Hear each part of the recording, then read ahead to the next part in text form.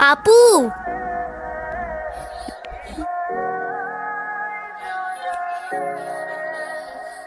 আপু তাড়াতাড়ি আয়, ঈশান ভাই আসছে। এনো, এটা তোমার জন্য। Thank you. দেখি কি? আমাকে দিছে না?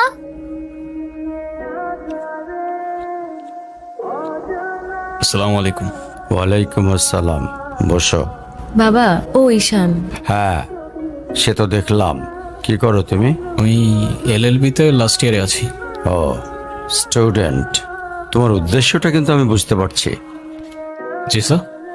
তোমাদের মতো ছেলেরা কেন আমাদের মতো বিজনেসম্যানের মেয়েকে টার্গেট করে, কিসের লোভে, সেটা আমার খুব ভালো করে জানা আছে। বাবা, কি বলছো এসব? তুমি চুপ করো, আমি কথা বলছি। তোমার ফ্যামিলিতে আর কে কে আছেন? বাবা মা দুজনেই আছেন, কিন্তু ফ্যামিলি বলতে আমি একা। তার মানে আমি তো ঠিক বুঝলাম না। তারা আমার সাথে থাকে না, সেপারেটেড। ও, বুঝতে পারছি। তা প্রবলেমটা কার ভেতরে? বাবা মাকে ছেড়ে চলে গেছেন নাকি মা বাবাকে? আপনি ঠিক কি মিন করতে চাচ্ছেন আমি ঠিক বুঝলাম না স্যার। আই মিন, ক্যারেক্টারের প্রবলেমটা কার ভেতরে ছিল, তোমার বাবার না মার? আরে সমস্যা তো আপনার ক্যারেক্টারে। You don't even know the basic manners.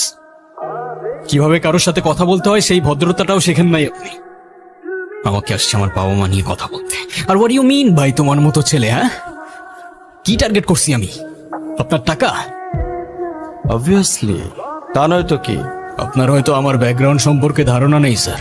আপনাদের মতো সো কল্ড বিজনেসম্যান আমার বাবার অফিসের লাইন দিয়ে দাঁড়িয়ে থাকে। আমি এখানে আসছি শুধুমাত্র ওকে ভালোবাসি বলে, সেকেন্ড কোনো উদ্দেশ্য সমান নাই।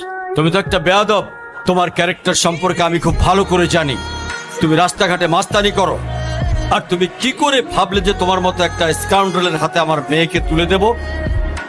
তো আপনার মেয়েরে কে বলছে আমার হাতে তুলে দিতে? আমি বলছি? বাসায় ডেকে আনছেন অপমান করতে।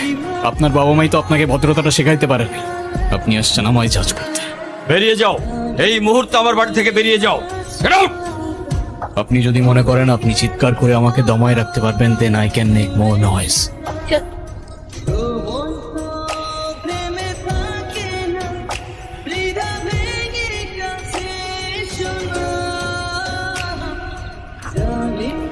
তুমি এটা কেন করলা? ঈশান, আমি তোমাকে বারবার বলছি বাবার সামনে রাগটা একটু কন্ট্রোল করে ভদ্রভাবে কথা বলতে। আমার জন্য এতটুকু করতে পারলা না? আমি বাবাকে অনেক কষ্ট করে ম্যানেজ করছি। তুমি জাস্ট একটাবার কি সরি বলো, সব কিছু ঠিক হয়ে যাবে।